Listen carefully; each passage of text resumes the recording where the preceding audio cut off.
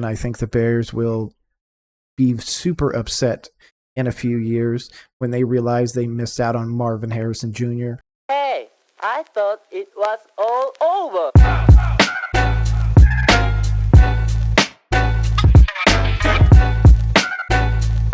Okay, I mean, to be honest, did we really expect for mock draft season to not already be here? I mean, I know some people, shout out to Panthers Twitter, that has already done like 5,000 mock drafts, it seems like. But TPS, aka Total Pro Sports, brings us their first post-Super Bowl mock draft. I'm super excited. If you haven't gone and followed TPS, make sure you go do so. I'll make sure to link them down in the description. So let's go. So another epic NFL regular season is now in the books. Just know that the Kansas City Chiefs are never underdogs. Just know that. Hey, shout out to him. I'm not going to lie. I picked the 49ers. I believed in Kyle Shanahan. He could finally break the curse. He couldn't. Patrick Mahomes is basically the reincarnation of Tom Brady. And unfortunately, Tom Brady's legacy might not last forever because of this guy right here. So to anybody that was a Chiefs fan, congratulations to you. I'm excited for the future. If Patrick Mahomes is going to be in one of those guys to actually go after Tom Brady, I'm here for it, man. I'm here for it. There's going to be a lot of great seasons moving forward, especially if some of these guys coming out of college over the next few years actually turn out, or some of the guys from this past draft continue to be great, like CJ Stroud. So with that, he's the king of the NFL. Is there anything else I have to say about that? No.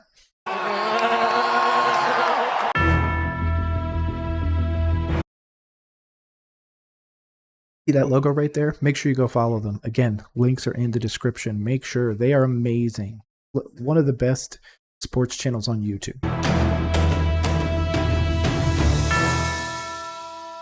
So, with the final order of the draft set, how about we dive into our post-Super Bowl edition of the 2024 NFL First Round Mock Draft. Yes, and how I'm going to handle this is obviously we're going to pause, we're going to have a conversation, but I'm going to kind of give you my thoughts on where I would personally go. Obviously, the first one's going to be a big point of contention moving forwards, but it just kind of depends. So just so you know, that's how we're taking care of this today. Number 1, Chicago Bears, Caleb Williams. Justin Fields may develop into a superstar QB someday, but the Bears need to take the guy with higher upside. Drafting Williams also means the benefit of having a franchise signal caller on a rookie deal for the next 5 years. Get extra draft capital for Fields, then take the best QB available here in Williams. This should be a no-brainer for the Bears brass. Number 2. I truly don't agree with that. I don't think that Caleb Williams is the number 1 pick, and I think the Bears will be super upset in a few years when they realize they missed out on Marvin Harrison Jr. I believe that he is head and shoulders above literally everybody in this class. I think that he is a shoo-in, essentially, to become somebody like a first ballot Hall of Famer and everything. Now, obviously, he hasn't even taken a snap in the NFL. Way too early to be saying that. But I'm just saying in general, he, in my opinion, has the highest upside of anybody. So I think that the Bears are going to regret this decision. I think that they should stick with Fields. I would give him a contract now so you can get him cheaper. Give him a big extension and everything like that. It may look stupid now, but it could always be changed down the road and all that. You have DJ Moore. You would have Marvin Harrison Jr. And I think you guys have like pick 8 or 9 or something like that.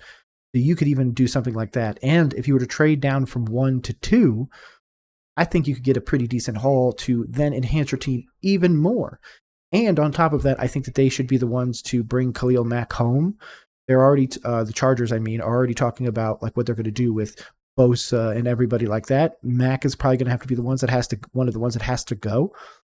If that's the case, bring him home, Chicago. 2, Washington Commanders, Drake May. I'm going to let them finish this, but I believe in that man right there. I don't believe in Dan Quinn. I believe in Adam Peters. But man, I feel like you guys missed out on the head coach thing. I think it's going to be Dan Quinn for a year, and then you're going to fire him and go get Ben Johnson or somebody else. But I just don't see Dan Quinn being a long-term head coach in the NFL, especially going out and getting another UNC quarterback after you're about to give up on Sam Howell. So no team has an easier choice in the draft than the Commanders. Sit there and happily take whichever QB remains between Williams and the North Carolina signal caller. May's frame, arm, and dual-threat style have drawn comparisons to the likes of Josh Allen and Justin Herbert. Yeah, something tells us a team in QB purgatory like the Commanders are going to want this kid. Number 3, New England Patriots. My question, though, could you take that pick and trade it for a proven starter right now and do it? Would the Bills take the call on the number 2 pick and Scary Terry, and then you bring Josh Allen to Washington? Or would, obviously he's probably a little bit of a stretch, but there's got to be somebody out there that you could just trade that pick for, go get him, and just know that he's going to work. I would say somebody like a Tua, but there's nobody behind him. I would say a Deshaun Watson, but he's regressed into oblivion essentially. Derek Carr, I don't think so. I'm trying to go division by division. Baker, no. I mean, there's like 2 or 3 guys, and Allen's probably the top of that list. So I just don't know. Drake May just didn't give me enough. Let me just simplify it. He didn't give me enough. Marvin Harrison Jr. We're torn between Harrison Jr. and Jaden Daniels here. Then we remember that the Patriots' next quarterback won't be in position to succeed with this current supporting cast, hence why they need to take the best wide receiver prospect in a generation. Plus, nobody said that they can't trade up to take another QB like J.J. McCarthy or Michael Penix Jr. later on. Bottom line, this rebuild needs to start with Harrison Jr. Number 4.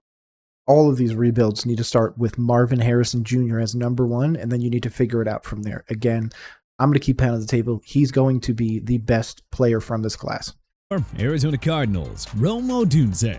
The Cardinals should be excited about the idea of a Kyler Murray-Trey McBride tandem for a full season. Now add a future All-Pro wideout and Odunze in the offense, and the sky will be the limit for this group. Odunze's frame, slick speed, and football IQ has drawn comparisons to Cardinals legend Larry Fitzgerald. Yeah, you think Arizona fans would like him? I do. Okay, question then. Do you trade that number 2 pick or the number 3 pick, meaning the Commanders or the Patriots? Instead, you trade for Kyler Murray. They use this pick on Rome Odunze and then use a later pick to then bring Penix to Arizona and then basically reunite the tandem.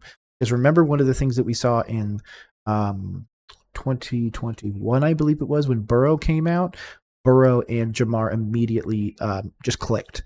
So maybe you can do the same thing with Penix and Rome Odunze. So you're going to be staring at Rome Odunze, who is, to me, is like a Larry Fitzgerald type talent. He is an outstanding player. Number 5, Los Angeles Chargers. Who, I mean, the rumor is that Harbaugh's going to go defense with the first pick or line. So I'm really curious to see what's going to go on here. Shout out my boy Mike. I'm really. Joe Alt. I knew it. That's going to be the one. Somebody saw a mock draft, and I think it was on the Rich Eisen show. So shout out to Rich Eisen, where they said, "Oh, Brockman said that somebody had Joe Alt number 1," and he's like, "What? No, absolutely not. This dude's really, really good." And the fact that there's a single mock draft making him the number 1 pick is just bananas. So I'm very excited to see him in the future. And if he's going to be in a 10, 12, 15-year starter for the team, this is a solid pick. Chargers already have one stud offensive tackle in Rashawn Slater, but the rest of the O-line leaves a lot to be desired. Pair Slater with Notre Dame's Joe Alt, and Justin Herbert may soon be the beneficiary of football's best offensive tackle duo. Not to mention that Alt would help greatly bolster the Chargers' lackluster ground game, regardless of whether or not Austin Eckler actually returned.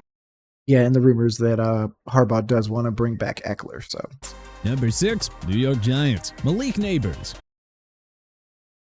I don't see it. I'm sorry. I feel like you guys need a quarterback.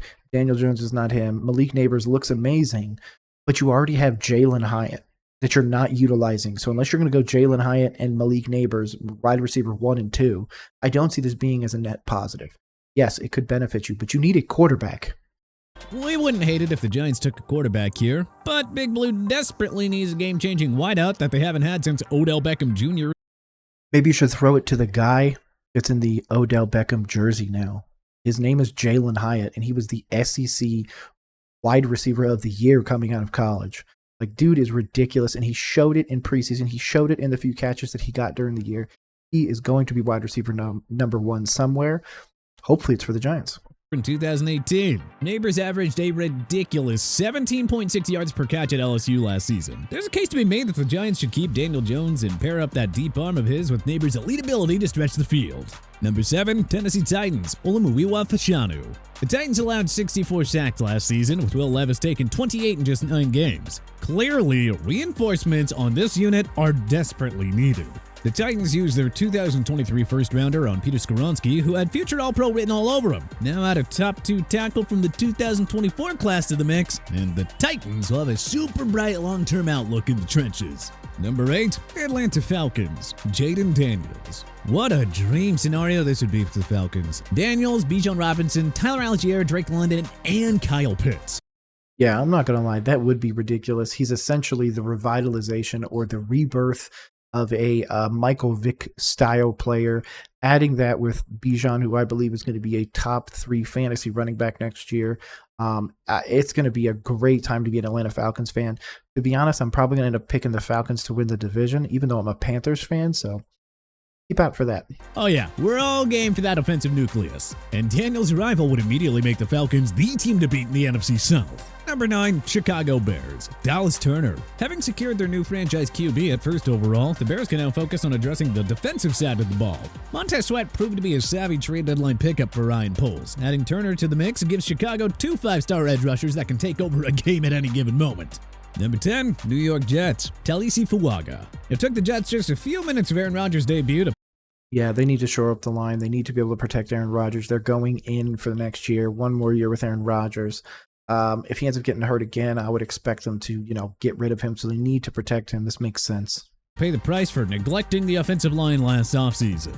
Well, not this time. They have to take the best offensive lineman available in the draft, which is Oregon State's Talisi Fuaga. Number 11, Minnesota Vikings, Chop Robinson. What a name, man. Chop Robinson. Be shocked if Minnesota eyed a quarterback here, but they're gonna need another pass rusher if Daniil Hunter departs in free agency. A do-it-all disruptor in the trenches like Robinson is tailor-made for Brian Flores' defense. Number 12, Denver Broncos, Brock Bowers. Bowers has been widely graded as a top 5 prospect in this draft, but as everyone knows, teams are rarely prioritizing tight ends early in the draft. Yeah, we saw what happened with Atlanta underutilizing Kyle Pitts. If you're drafting a tight end in the top 5, top 10, top 20 even, you need to be able to feed him. It needs to be your tight end number 1. There needs to not be an argument about it. So if he comes in there, he needs to be their number 1 target. That would help out Russell Wilson, but could also be the year where they finally move on from Russell Wilson. So we'll see. Rumors that that's going to happen sometime in March if he's going to get cut or whatever's going to happen. If not, apparently they might restructure. So take your pick on where the Georgia product actually lands. Denver, however, could especially use Bowers' explosive game-changing skills. They haven't had a 1,000-yard receiver or rusher since 2019. Number 13, Las Vegas Raiders, Laiatu Latu. The Raiders already have Max Crosby and hope that 2023 first-rounder Tyree Wilson will emerge as a superstar as well. A defense-first coach like Antonio Pierce will love Latu's character and tireless work ethic as a run stopper and dynamic pass rusher. Number 14, New Orleans Saints, Bo Nix. Okay, I just posted something on Twitter where somebody, I can't believe, oh God, who posted it? Hold on, I'm going to go find it. We're going to pause right here. Give me a second. There was a post. Somebody was talking about Bo Nix, okay? They said that there was a mock draft which had the Panthers. Here we go. So it's from Lizzie from the Lit. NFLW. Actually, I'll bring it over here. So it's projected trade with Carolina and them going to get him at 33. Okay. And I said, I swear to Cthulhu, if Bo Nix is better than Bryce Young and they get him with our pick, we riot. So I want people to remember that. So when the time comes, if Bo Nix ends up being better than our guy and he's getting picked with our pick, obviously 14, it's picking him a little higher, but I just wanted to add that in. I thought it was something interesting. I really like Bo Nix, to be honest with you. I think of him as a pseudo Justin Herbert, but it might just be the uniform and the name recognition at Oregon and all that other stuff. So he obviously played at Auburn and everything as well, from what I can remember. So he's going to be a real interesting one. But I want to say he's like 26 or 27. So at the same time, he's also older than a lot of prospects. I'm just going to verify that. I apologize. He's 23. Who am I thinking of? Oh, Stetson Bennett's 26 going on 27. No, who was the one that played like 9 years of college? I could have swore it was Bo Nix. Regardless. it'd be a good pick for New Orleans, especially if they're moving on from Derek Carr. This would be perfect for the Saints. Mix isn't quite NFL ready, but there's no harm in sitting behind Derek Carr for a year or two before taking over the reins yourself. With no other clear-cut weaknesses on the roster, the Saints can afford to prioritize the future here. Number 15, Indianapolis Colts. Speaking of, if you saw the trade the Bleacher Report put out, they said that the Saints would trade away Alvin Kamara for, I think it was a 6th or a 7th round pick. I'm sorry. If they're rebuilding, you need to keep Kamara. I don't care what anybody says. He was ridiculous. Cooper DeJean. The Colts had the 24th ranked pass defense last year, and that was a key reason as to why they just missed out on a postseason berth. Well, the solution's easy here. Taking the top cornerback on the board. In this exercise, it's Iowa product Cooper DeJean, who racked up 13 pass defenses and 7 interceptions over his final 2 seasons of college ball. Number 16, Seattle Seahawks, Jason Newton. The Seahawks had the second worst rush defense in 2023, allowing a pathetic 130. And Mike McDaniels, being the DC from the Ravens, is really going to want to shore that defense up the first year and really say, hey, that defense took a huge step forward. So this way, if the offense lacks behind, because no Dave Canales, no all these people and pieces around it, no Pete Carroll, he'll be able to say, hey, the offense, it's going to take me some time, but the defense, I got it. So 8.4 yards on the ground per contest. So, in other words, help wanted. Illinois product Jason Newton is the best run-stopping interior defensive lineman in this class. He is everything that the Seahawks need. Number 17, Jacksonville Jaguars, Kool-Aid McKinstry. Tyson 10 out of 10 name in the draft. I'm sorry. Campbell had an awful 2023 season, and the Jaguars' pass defense fell apart as a result. The Jags need a pure lockdown corner like McKinstry, who displays elite coverage and ball hawking skills. If he comes as advertised, the Jaguars will have found their next Jalen Ramsey. Number 18, Cincinnati Bengals. I would say offensive line. Jared Verse. Trey Hendrickson is among the game's elite edge rushers already, but just imagine how much scarier this defense would actually be with Verse in the fold. The Florida State. Do you really go pass rusher there? I don't think so. Is that me? I'm not sure. I'm a little weary about that. Offensive line. Joe Burrow got hurt again. He's been hurt I think it was almost every year of college. And he's been hurt 2 out of 4 years in the NFL. You really need to protect him, because if he can't stay healthy, you're never going to win shit. So Product had 9 sacks last season and would automatically excel in a defense that doesn't have to blitz to create constant pressure. Number 19, Los Angeles Rams, J.J. McCarthy. why? I'm sorry. JJ is. I don't believe in him. I don't care what anybody says. I'll support Michigan over Michigan State. I'll support Michigan over Ohio State. But this man, I do not believe is going to be a starting quarterback in the league for long, if he is ever at all. I just don't see it. He made some interesting throws in college, but they were college open, not NFL open. So that's something to take into account as well. If anybody could figure it out, that would be Sean McVay. So I'll give him that. Stafford has fought numerous injuries and is about to enter his age 36 season. So now it sort of feels like the perfect time for the Rams to draft and develop his successor. Michigan's J.J. McCarthy isn't the most naturally athletic or gifted passer in this class, but he has a high football IQ and big game experience. Number 20, Pittsburgh Steelers, Terrion Arnold. The Steelers struck gold. Yeah, I think this is a perfect pick. When they took Joey Porter Jr. with the number 32 pick last year, but the rest of the cornerback room is pretty spotty. Arnold is a top-flight ball hawker who had 12 pass breakups last season, so he and Porter Jr. could easily form the league's top cornerback duo. Number 21, Miami Dolphins, Leonard Taylor III. Injuries to Bradley Chubb and Jalen Phillips were painful reminders to Miami that defensive line depth is all too important in today's NFL. How about the hulking 305-pound Miami Hurricane star Leonard Taylor III, one of the top run defenders in this draft. Number 22, Philadelphia Eagles, Nate Wiggins. The Eagles secondary went from a strength in 2022 to absolutely unwatchable in 2023. Vic Fangio was a great hire at DC and all, but there is no way that unit will improve with the same personnel. Clemson corner Nate Wiggins would inject some much-needed youth, extra speed, and athleticism on an aging Philadelphia defense. Yeah, but I don't know where I would go with that pick, but that just seems that guy seems like he should be a Texan. That's all I'm going to say. Number 23, Houston Texans from Cleveland Browns. Braylon Trice. Houston hit a home run last year by trading up into the number 3 spot for Will Anderson Jr. That young man has future superstar written all over him. But just imagine how much scarier this defense would get with Trice lining up with Anderson. Trice had 17 sacks over his final 2 years in Washington. This big game experience would mesh nicely on an up-and-coming Houston team looking to compete now. Number 24, Dallas Cowboys. Troy Fautanu.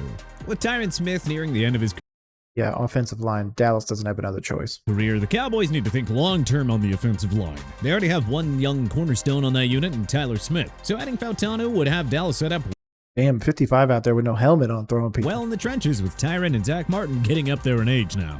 Number 25, Green Bay Packers, J.C. Latham.